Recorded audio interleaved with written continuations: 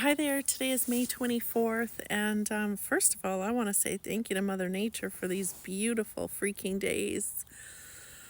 Oh man, winter is just so worth it when you finally get to summer and you get to sit outside and just breathe in this beautiful air.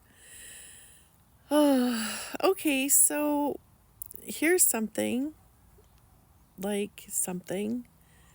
I have been really out of sorts in the last few weeks. I haven't been making any content. I haven't been writing. I haven't been doing anything. What I've actually been doing is like surviving. And interestingly enough, there's nothing bad going on in my life. There's actually a lot of really good shit going on in my life. But I have just not been able to calm down, settle. Like, little things are big, big, big freaking mountains to me. I spilled my iced coffee yesterday and my dog drank it up off the ground and I sat down and bawled my eyes out because I spilled my iced coffee. And my amazing kids actually went to the store. They drove to Tim Hortons and brought me an iced coffee and a donut to cheer me up, which is incredibly sweet. But the question is, why the fuck am I freaking out over nothing? And to be honest, I didn't even know that I was freaking out over nothing because everything seemed so big to me.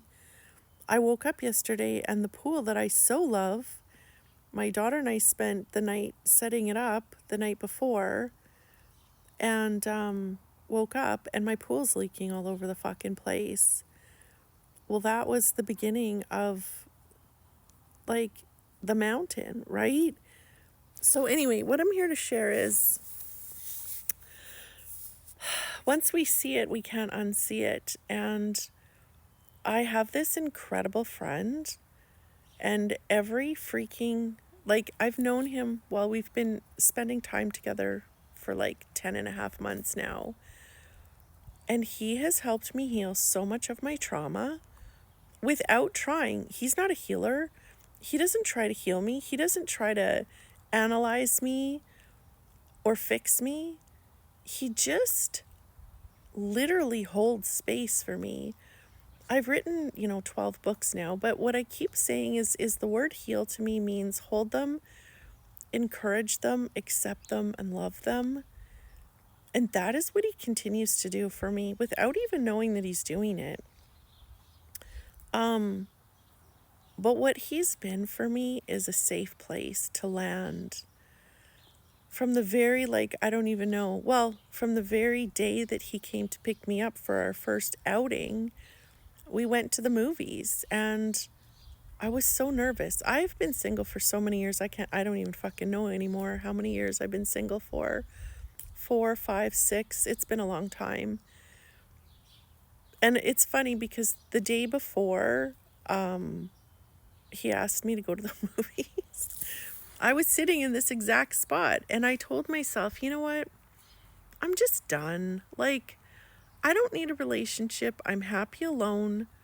I don't want the headache. I don't want to fall in love with someone and then at some point they die or they leave me. That was my train of thought. And so I decided I'm going to do this on my own.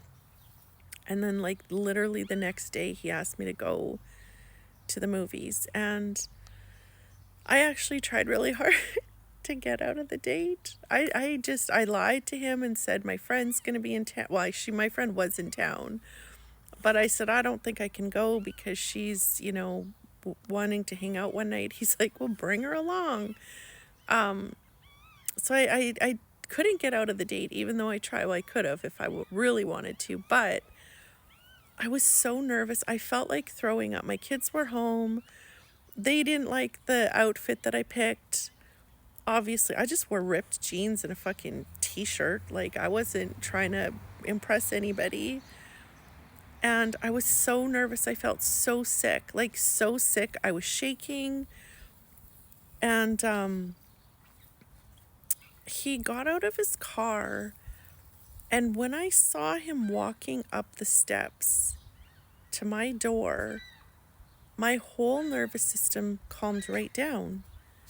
And I felt so in my body and so present and so calm. And I literally was like, what the fuck just happened here? Like, what is this?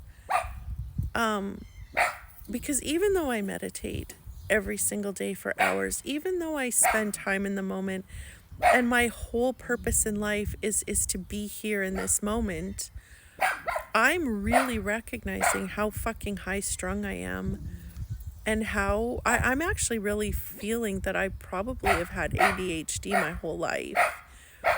But I didn't ever know what it was. And now I'm really starting to see that I probably have always had it. And anyway, this person has continued to be in my life, and every time I'm with him, I feel safe. I feel like I don't try to be anybody. Like, I don't think, I don't try, I just am. And I've never, like, even with my really, really good friends, I have some really, really great friends, but I have a lot of anxiety when I'm around people. And he is probably the person that I feel the most comfortable and safe and grounded with. And so, long story short, I've just continued to run from him this whole time, because my brain just keeps feeding me stories of why it's not a good idea to be with him. Anyway, he's been very patient and very loving and very kind and a very good friend through all of this, but that was kind of a long intro. We had this really good conversation last night, and what he helped me see without trying, once again, without trying at all, just his voice, his sense of calm, the peace in his heart, it pulled me out of this problem-centric life that I've been living, or these last couple weeks anyway, but it is a pattern, a lifelong pattern. My nervous system has been so wired to put out fires that I don't know what to do when good things happen. Like I said, there's just been a lot of really good things happening these last couple weeks. And I'm not enjoying it. I'm not embracing it. I'm not appreciating it. I'm just waiting for, like, I'm just expecting more fires and more fires. And anyway, the big thing that happened last night is that he helped me realize that something's not right. Something that I'm thinking, something's not right. I've been really not feeling good this last month. My legs are in excruciating pain every fucking night when I go to bed. I'm in so much pain. I have to take muscle relaxants. I don't sleep. I'm just in so much pain, and I keep knowing, like, our legs are our foundations, and I know when there's something going on in your legs, there's something going on in your foundation, in your life, and in your world.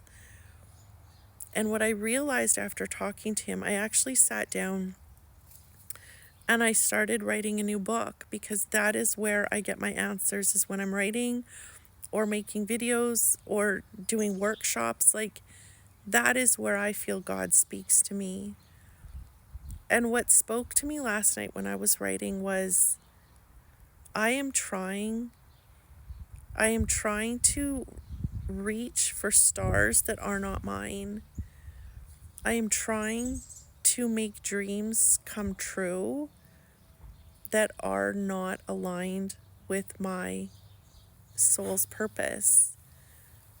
And that was really, really huge, because all my life I have believed that I was meant to be on stages, have, fame, fortune, all of these things. And now that I actually feel like I could achieve that, I realize I don't want it.